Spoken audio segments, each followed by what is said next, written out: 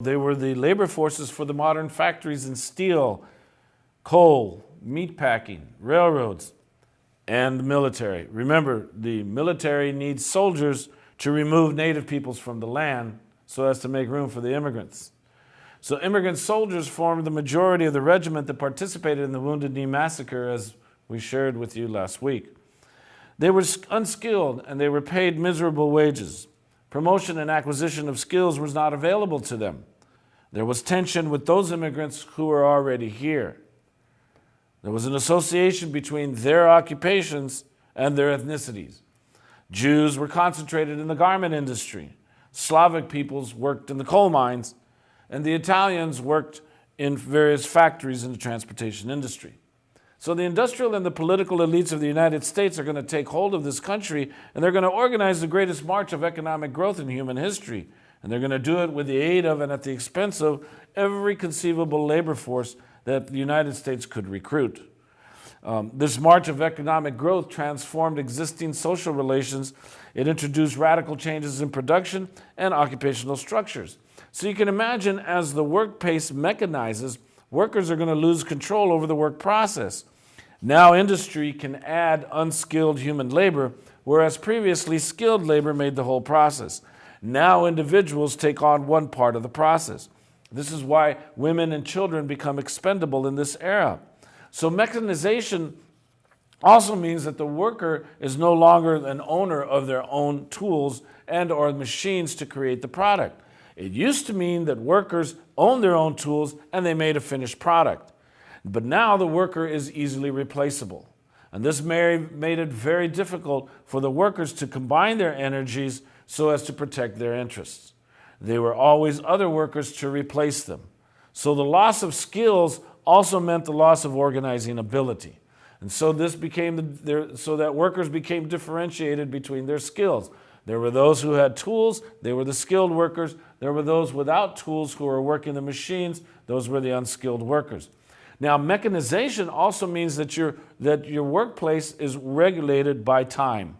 So hours of the working day became a measure of labor, and hours regulation becomes a goal of reformers. Now, let's talk about one basic aspect of life, and that is uncertainty.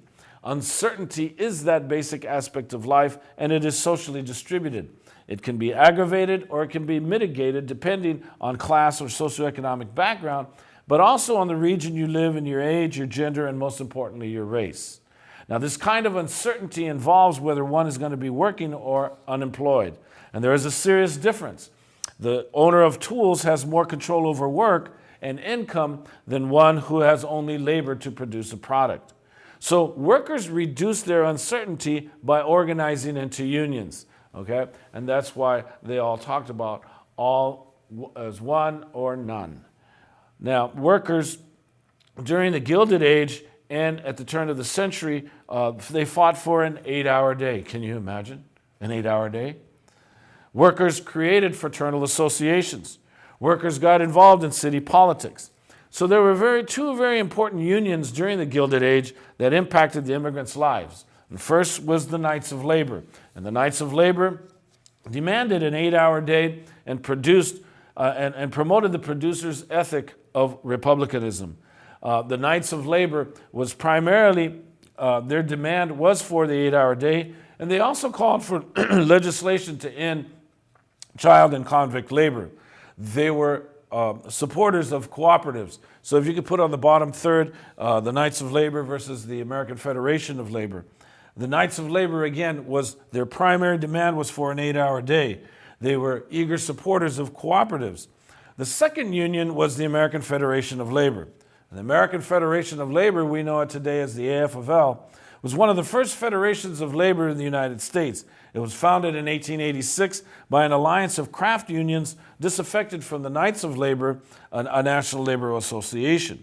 So when we take a look at this early period, especially with regards to immigrants and the immigrant tradition, a lot of violence accompanied the growth of industrialization.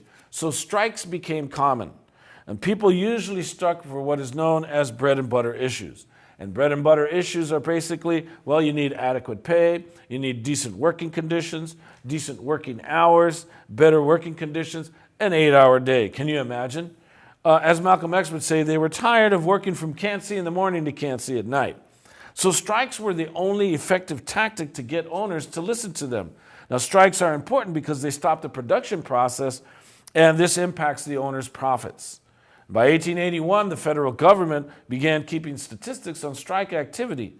And in the 1880s, there were around 500 strikes per year involving over 150,000 workers. By the 1890s, there were anywhere from 1,000 to 2,000 strikes per year involving 750,000 workers. Now, strikes are not necessarily violent, but strikes do measure a level of conflict between capital and labor. And in fact, historians see this period as open class warfare. Workers versus owners, especially due to the hiring of armies to quell working class agitation. So you're going to be reading an article on some very important strikes, or a chapter by Harvey Wasserman students on some very important strikes that reveal the violent struggle between capital and labor during this era. But we're going to visit a documentary that's required for this particular class on Emma Goldman. And we're going to take a look and appreciate the Homestead strike as an example of this intense labor conflict. Let's go to that.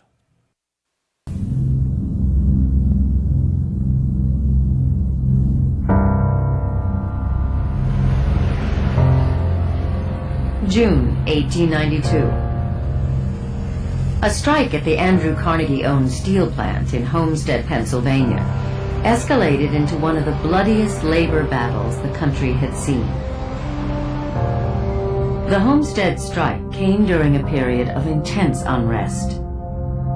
Thousands of men and women fought for the right to strike, to form unions, and to establish a 40-hour work week. They were met with force from police, from soldiers, and from the hired armed guards of the Pinkerton Detective Agency. On June 25th, workers called a strike. Henry Clay Frick, plant manager, closed the mill and locked them out. Then he called in the Pinkertons. 2 weeks later, in the middle of the night, 300 Pinkertons crammed onto barges and were towed 10 miles up the Monongahela River to Homestead. Armed workers were waiting on the riverbank. At dawn, a pitched battle broke out.